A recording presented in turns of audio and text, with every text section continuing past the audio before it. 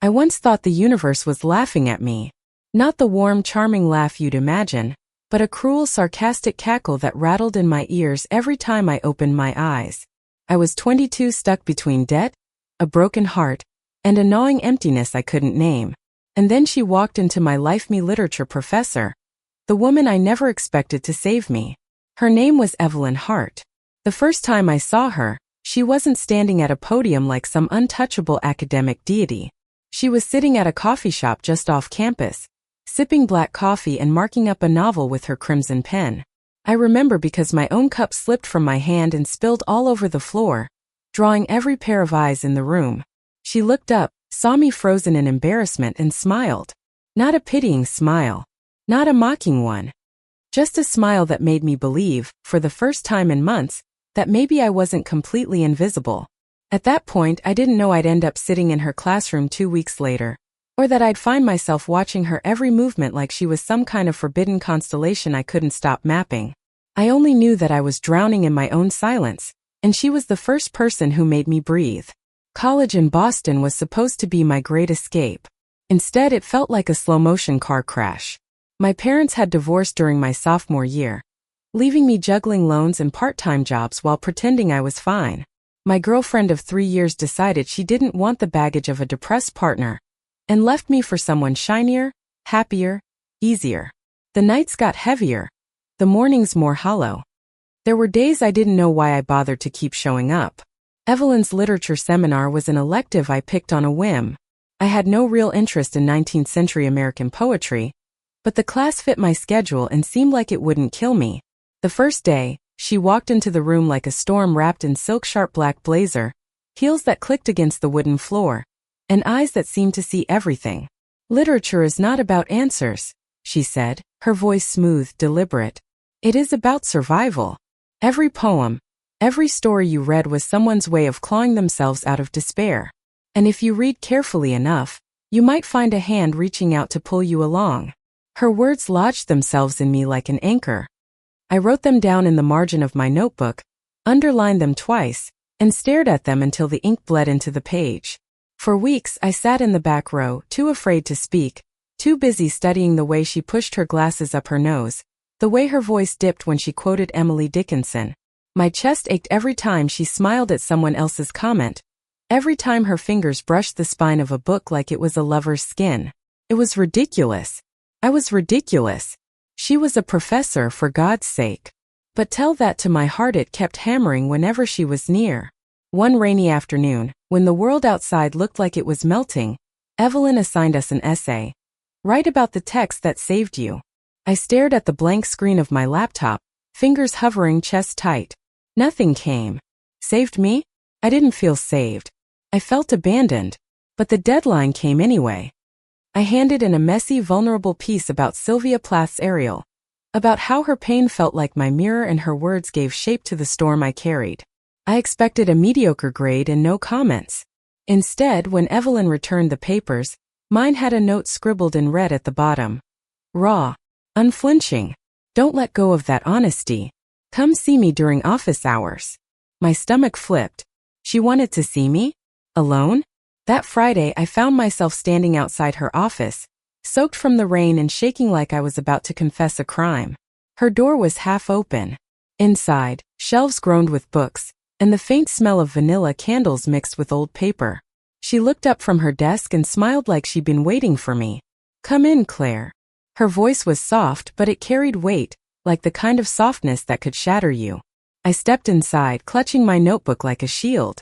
I read your essay, she said. It wasn't easy to read, but it was necessary. Do you understand? I nodded, my throat tight. Pain has a way of convincing us we're alone, Evelyn continued. But writing greeting reminds us that we're not. You're not. Something in me cracked open at those words. For months I had been carrying the silence of heartbreak, the silence of exhaustion, the silence of not wanting to exist. And here she was looking at me like I mattered. Like my survival was not just possible but important. I don't remember what I said back. I only remember sitting across from her, feeling seen for the first time in what felt like forever. The weeks that followed blurred between classes, essays, and stolen glances. I told myself it was admiration, nothing more. She was brilliant, poised, magnetic. Who wouldn't admire her?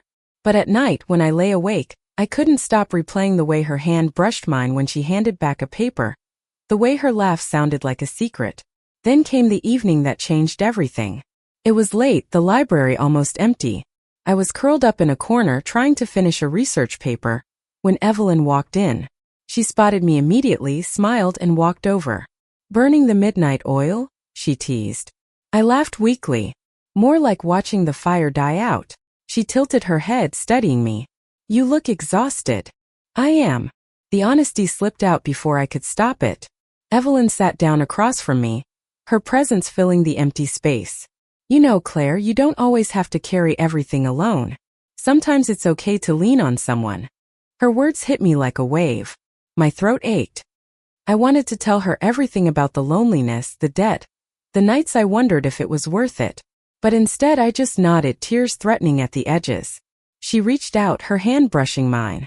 The touch was light, tentative, but it set my skin on fire. I froze, staring at her. For a second, the world shrank to just that touch, just her eyes holding mine. Then she pulled back, clearing her throat. "I should let you work," she murmured, standing. But her voice was unsteady, and I knew I wasn't the only one shaken. From that moment, everything shifted. I started seeing her everywhere, not just in class, but in the way the morning light caught on the campus library windows, in the way a line of poetry suddenly felt alive. She haunted me, and maybe, just maybe, I haunted her too, because the glances she gave me grew longer, the pauses heavier. One afternoon, when the classroom emptied and it was just us, she leaned against the desk and asked softly, "Do you ever feel like you were meant to meet someone, even if it's the wrong time?" I stared at her, my heart pounding so hard it hurt.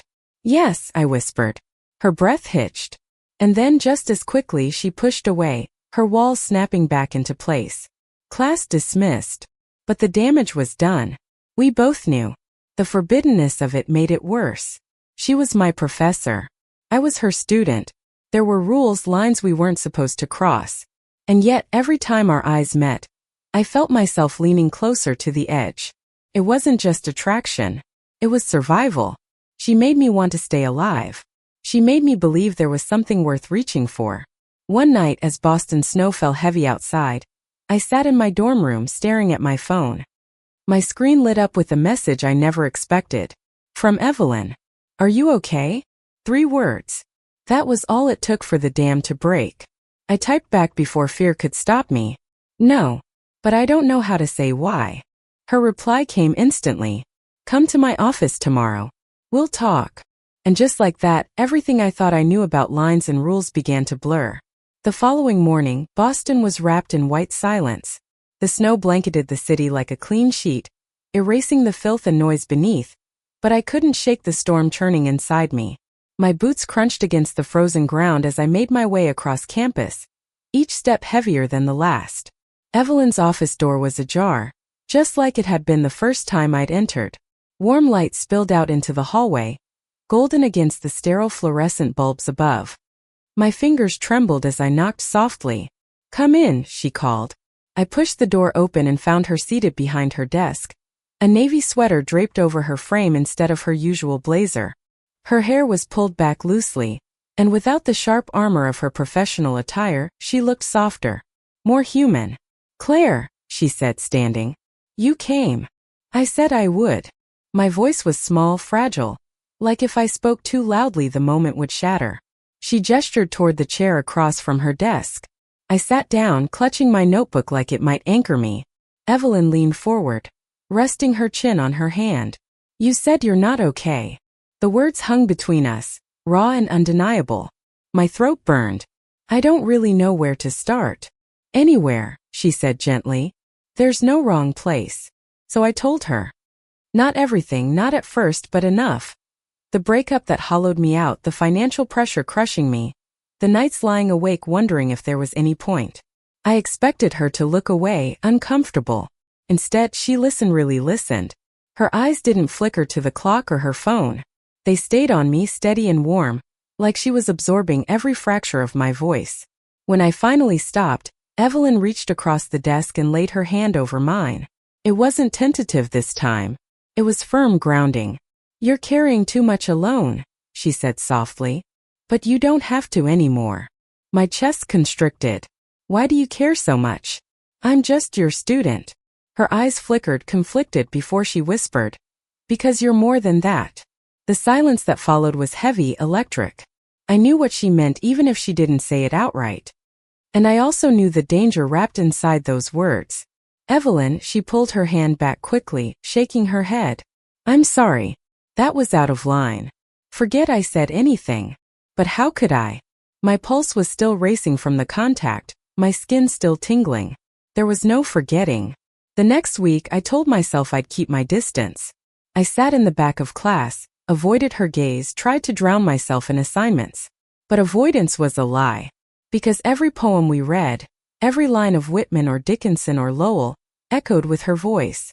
Every glance I stole when I thought she wasn't looking only deepened the ache in my chest. And she wasn't immune either. I caught her staring at me once during a discussion, her expression softening before she quickly looked away. Another time she brushed past me in the hallway and whispered, "Take care of yourself," her breath warm against my ear. It was torture. Sweet, unbearable torture. The turning point came one evening in March. The snow had melted into slush, and Boston was dripping with rain. I had just finished a late shift at the cafe where I worked, my clothes reeking of coffee and sweat, my body aching. As I trudged across campus, I saw Evelyn standing outside the library, her umbrella tilted against the storm. She spotted me immediately. "Claire," she called, her voice barely audible over the rain. "Do you need a ride home?" I hesitated. I should have said no. I should have kept walking. But I was too tired, too soaked, too desperate for something other than loneliness. "Okay," I whispered. Her car smelled like leather and faint vanilla, just like her office. She turned the heater on full blast and glanced at me. "Rough day. Rough life," I muttered, then winced. "Sorry." That sounded honest, she finished for me. We drove in silence for a few minutes, the rain hammering against the windshield. Then, without looking at me, Evelyn said, "You don't have to keep apologizing for existing, Claire. You're allowed to take up space. To need things. To want things." My throat tightened. And what if what I want is wrong? Finally she turned, her eyes locking onto mine. Her gaze was intense, unflinching. Desire isn't wrong. Acting on it recklessly can be. But wanting, needing, that makes you human. The air between us thickened, every unsaid word pressing closer. My heart thundered, and for a terrifying, intoxicating second, I thought she might lean in. But instead she looked back at the road and drove me to my dorm. When I got out of the car, I whispered, "Thank you." Her hand lingered on the gearshift, knuckles white. "Always," she said. And then she was gone. The longing only grew sharper after that. Every class became a battlefield. Every office hour conversation a tightrope walk. She kept her distance in public, but in private, she let down fragments of her walls. A smile that lasted too long. A brush of fingers when handing me a book. Words whispered in a tone that belonged more to a lover than a professor. One afternoon, I asked her why she became a literature professor. She leaned back in her chair, eyes distant. "Because books saved me," she said simply. "When I was your age, I thought about ending it all more times than I can count. But then I found voices, Dickinson, Woolf, Baldwin, that made me feel less alone. Teaching is my way of repaying that debt. If I can make one student feel seen, then maybe it was all worth it." My chest ached. "You've done that," I whispered. Her eyes met mine, shining with something I couldn't name. "And you've done the same for me," she said softly. It was reckless, dangerous. And it was the truth. Spring arrived slowly, bleeding warmth into the cold. I thought the ache might dull with the changing seasons, but it only intensified. The more time we spent together, the harder it was to pretend. And eventually the pretending broke. It happened one evening in her office. I had stopped by to ask about a paper, but the conversation drifted, as it always did. We talked about music, about childhood memories, about the loneliness of being different. At some point, silence settled over us. Evelyn stood, walked to the window, and stared out at the blooming trees. "Do you ever feel," she said quietly, "like you're standing at the edge of a cliff, And you know if you step forward it'll ruin everything, but staying still feels like dying? I stood too, my legs trembling. Yes, I whispered. She turned, and the look in her eyes was raw, desperate. Claire, I don't know who moved first. Maybe we both did. All I know is that suddenly we were inches apart, breath mingling, hearts pounding. Her hand cupped my cheek, tentative but aching, and I leaned into it like it was the only thing holding me together. And then her lips were on mine. The kiss was soft at first, hesitant, but it burned through me like fire. My hands clutched her waist, pulling her closer, and she didn't resist. For a moment the world fell away, no rules, no consequences, just us. When we finally pulled apart, breathless, Evelyn pressed her forehead against mine. This is madness, she whispered. I don't care, I said, voice shaking. I need you. Her eyes closed, a tear slipping free. God help us both, she murmured and kissed me again. That night marked the beginning of something we couldn't undo. We were careful, always careful. Behind closed doors, in whispered conversations, in fleeting touches that left me dizzy. We lived in the shadows, but the shadows felt like home. Every stolen kiss, every quiet confession, stitched me back together. But with every moment of joy came fear. Fear of discovery. Fear of the future. Fear that the fragile world we built would crumble the second someone saw too much. And deep down I knew it couldn't last forever. Because secrets, no matter how tender, have a way of unraveling. Secrets are fragile things. They feel unbreakable when kept between two people who are desperate to protect them. But in truth, they are like glass, beautiful for a while, shimmering in the light, until the smallest pressure cracks them wide open. Ours cracked on an ordinary Tuesday. I was walking out of Evelyn's office after one of our late conversations, a kiss that had lasted too long, a whispered goodbye that lingered in my chest, when I ran straight into another faculty member. Dear Mason, a history professor known for his sharp tongue and sharper memory, raised an eyebrow at the sight of me leaving her office after hours. Late study session? He asked, his tone casual but his eyes anything but. My mouth went dry. Yeah, just talking about a paper. He gave me a knowing smile that made my skin crawl. Right. I walked away quickly, my heart pounding. That night I told Evelyn what happened. She went pale, her hand trembling against her coffee mug. We have to be more careful, she whispered. If anyone suspects, if the university finds out, her voice broke, and I saw the fear in her eyes. Fear not just for her career but for us. For everything we had built in the shadows. I wanted to promise her it would be okay. That love could conquer suspicion and judgment. But the truth sat heavy in my chest. We were walking on a wire, and one wrong step could send us crashing. The days that followed were tense. We kept our distance in class, barely meeting each other's eyes. In public, we were nothing more than professor and student. But behind closed doors, the dam always broke. The hunger between us was too strong, the connection too magnetic. Every secret meeting felt like a rebellion, every kiss like oxygen.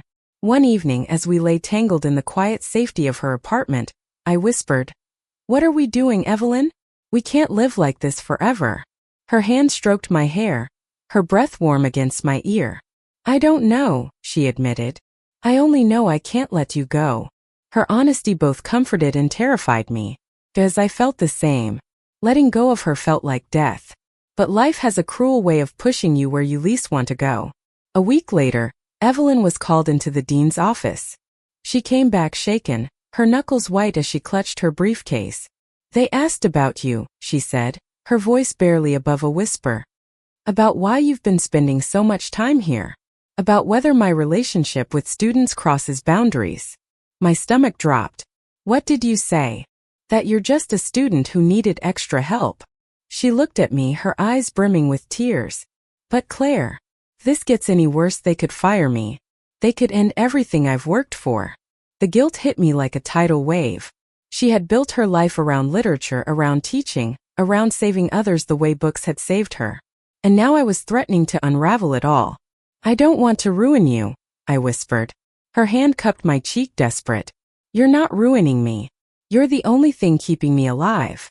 Her words broke me open. Because I knew the truth, she was saving me, and I was saving her, and that made walking away impossible. But the world doesn't care about impossible love stories. Cares about rules, appearances, power. Rumors started to spread. A classmate of mine asked, half joking, "So what's the deal with you and Professor Hart? You're always in her office." My laugh was too nervous, too thin, and that only fueled suspicion. Soon whispers followed me down hallways. I felt eyes on me in class, judging, questioning. My chest tightened every time I walked across campus, waiting for someone to accuse me outright. One night, overwhelmed, I told Evelyn I couldn't do it anymore. "We're going to get caught," I said, pacing her living room. "People are talking. They're already watching us." She stood in the doorway, her arms crossed tightly. "So what are you saying?" "That maybe we should stop." The words burned as I said them, like tearing myself apart. "At least until the semester ends. Until it's safer." Her face crumpled. "Stop? Claire, do you hear yourself? This isn't something I can just turn off. You're not something I can just turn off." Tears stung my eyes. "I know. But if you lose your job because of me, if everything you've built falls apart, how could I live with myself?" She closed the distance between us in 2 steps, grabbing my face in her hands. Her lips crashed against mine, desperate, furious, terrified. When she pulled away, her voice broke. "I would rather lose everything than lose you." Her words should have felt like salvation. Instead, they felt like a curse. Because I knew love like ours could not survive untouched. The breaking point came sooner than I expected. One rainy afternoon, Evelyn didn't show up to class. Whispers rippled through the students. Later, I learned she had been suspended pending an investigation into inappropriate student relationships.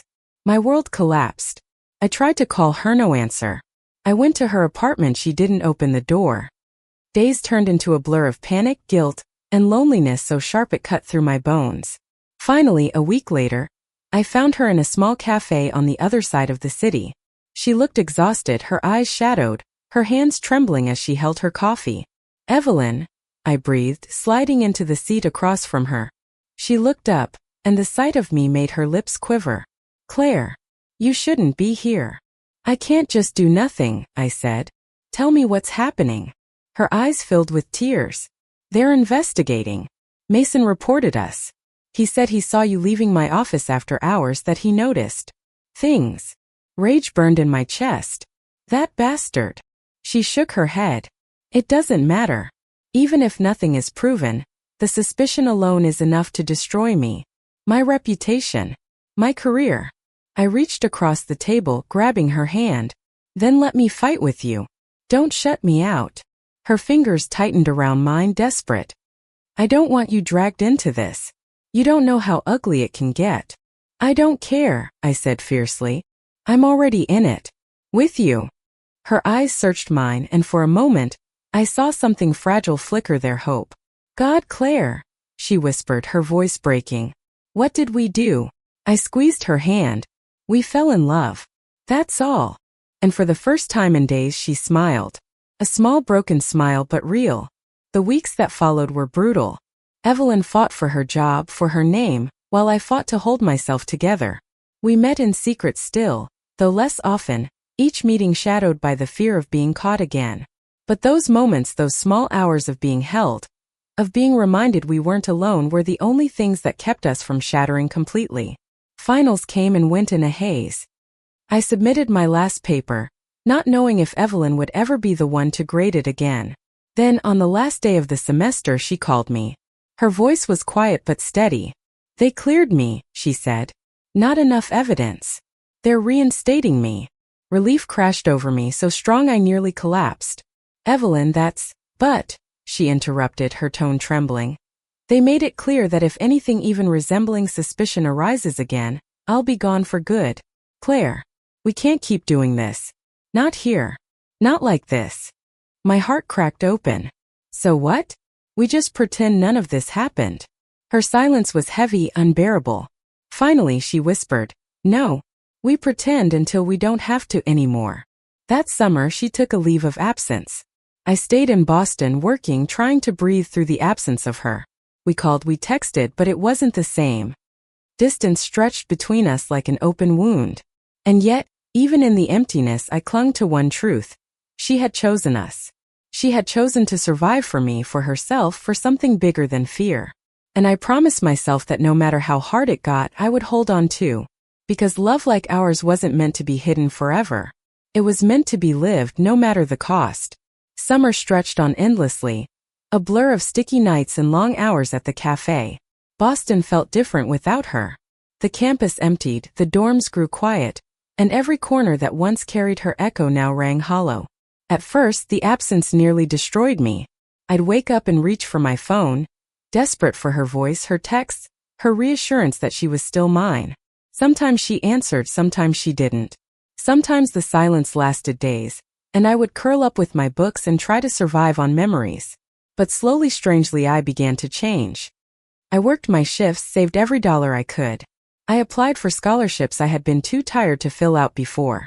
I wrote pages and pages, sometimes messy, sometimes clear. And in those words, I found pieces of myself I'd forgotten. Evelyn wasn't there in person, but her presence lingered like a constant heartbeat. Every time I felt like quitting, I remembered her voice in that first class. Literature is not about answers. It is about survival. And somehow I survived. By the time fall semester began, I was different. Stronger, maybe. Or at least standing a little taller. The first day back on campus, I walked past the familiar classrooms with a mix of dread and hope. I didn't know if Evelyn would be there. I didn't know if she'd even want to see me. But then, as I turned the corner toward the English department, I saw her. She was standing by the bulletin board, pinning up a new course schedule. Her hair was shorter, her blazer sharper, but her presence, the gravity of her, was exactly the same. My breath caught. My feet froze. And then, as if sensing me, she turned. Our eyes met. For a moment, the entire world seemed to still. "Claire," she breathed, her lips parting as if she didn't quite believe I was real. I stepped closer, my heart hammering. "Hi." It was the simplest word, but it carried months of longing. Her eyes shone, softening with something fragile. "You look different. Stronger," I asked, half teasing. Her smile broke like dawn. "Yes. Stronger." We couldn't touch, not there. Not in the hallway where students passed, but in that look. Everything we hadn't said all summer was spoken. That semester was a test of endurance. We didn't cross lines in public. She treated me like any other student in class, her professionalism ironclad. But outside of it, away from the watchful ice, we carved out spaces for ourselves. A quiet corner in a used bookstore. A bench by the Charles River at night. A rundown diner where no one cared who we were. In those stolen hours, we were simply two women in love. We talked, we laughed, we argued about poetry and music and whether New York or Boston had better pizza. She read my writing, encouraged me, told me I had a voice worth hearing. And when she held me, when her lips pressed against mine in the safety of darkness, I felt whole. But still the fear lingered. Always the fear. One careless word, one suspicious glance, and everything could collapse again. The breaking point, the moment everything shifted for good, came in late November. We were sitting in her apartment, candles flickering, snow falling outside the window. I was curled against her, her heartbeat steady under my cheek. "Claire," she said suddenly, her voice tight. "I can't keep hiding like this." I looked up, startled. "What do you mean?" Her eyes were wet, her jaw trembling. "I love you. I love you so much it terrifies me. But I don't want our love to live only in shadows.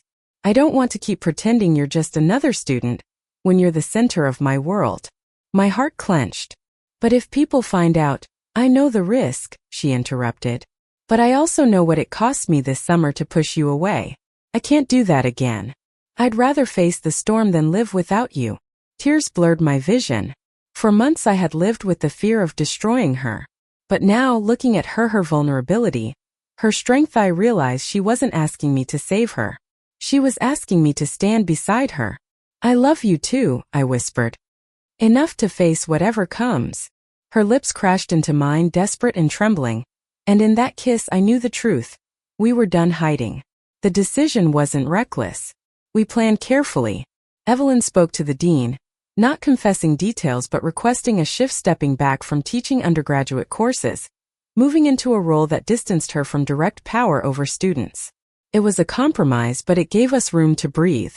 I transferred into a different seminar, under a different professor. It was painful at first, watching her name disappear from my schedule, but it was worth it. because it meant we could finally walk through campus together without the weight of secrecy crushing us. The first time she held my hand in public, my pulse nearly exploded. We were downtown, far from campus, but it still felt like leaping off a cliff. People glanced, some with curiosity, some with disapproval, but none of it mattered. Her hand was warm, firm, real. For the first time, our love belonged to the open air. The months that followed weren't easy. Whispers still followed us. Some colleagues distanced themselves from her. Some classmates looked at me differently. But we survived. Because every time the world pressed against us, we pressed closer together. We built a rhythm. Dinners in her apartment, weekends exploring bookstores, late nights spent writing side by side. She encouraged me to submit my essays, my stories to journals. When one of my pieces got accepted, she popped a bottle of cheap champagne and kissed me until I couldn't stop smiling. And slowly the fear dulled. It never vanished completely. Some shadows always linger, but it no longer defined us. What defined us was laughter, was comfort, was the simple joy of waking up to each other's breath, each other's presence. Years later, when I stood on a stage holding my first published book, Evelyn sat in the front row, her eyes shining with pride. The dedication was simple. For Evelyn, who taught me that literature is survival and so is love. When I looked at her, when our eyes met across the crowd, I knew the truth with absolute clarity. She hadn't just saved me. She had given me back to myself. And in return, I had saved her too. Love is not always safe. It is not always easy. It does not always come in the right package at the right time with the right conditions. But sometimes when the world is darkest, it arrives anyway. Messy, complicated, terrifying. And if you're lucky enough to find it, you hold on. You fight for it. You let it remake you. Because survival isn't just about breathing. It's about finding the people who make life worth living. Evelyn Hart was mine. And I was hers. Forever. Thank you for listening. Like and subscribe to get notifications about next videos.